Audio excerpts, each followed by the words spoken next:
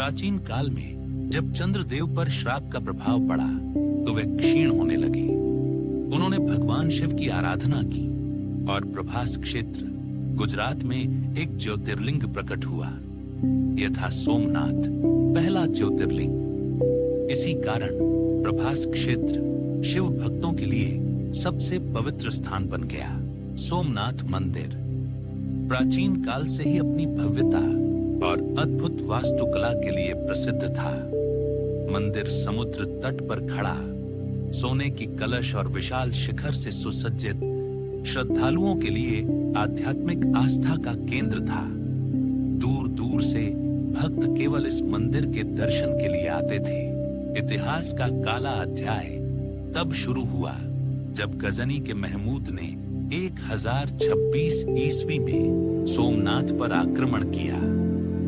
उसने मंदिर की अपार संपत्ति लूटी और शिवलिंग को खंडित कर दिया। लाखों श्रद्धालु मारे गए, लेकिन भक्तों की आस्था कभी नहीं टूटी।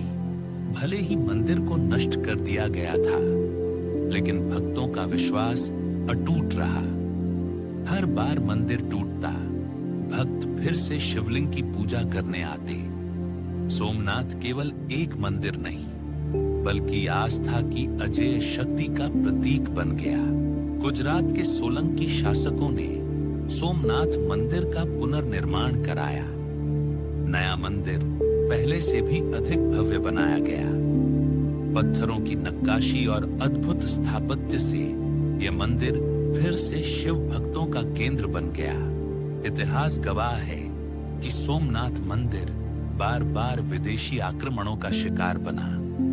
दिल्ली सल्तनत और अन्य मुस्लिम शासकों ने इसे कई बार तोड़ा, लेकिन हर बार यह और अधिक भव्यता के साथ खड़ा हुआ। सोमनाथ की गाथा आस्था बनाम आक्रमण की गाथा बन गई। औरंगजेब के शासन में सोमनाथ मंदिर को एक बार फिर नष्ट कर दिया गया। इस बार मंदिर के स्थान पर मस्जिद बनाई गई, लेकिन शिव भक्तों का विश्वास कभी नहीं मिटा। उनके हृदय में शिव सदैव विराजमान रहे। अंग्रेजों के समय सोमनाथ मंदिर खंडहर बनकर खड़ा रहा। कई विदेशी यात्री इस पवित्र स्थान को देखकर चकित हो जाते थे कि किस तरह आस्था इतनी बार की गई तबाही को झेलकर भी जीवित रही।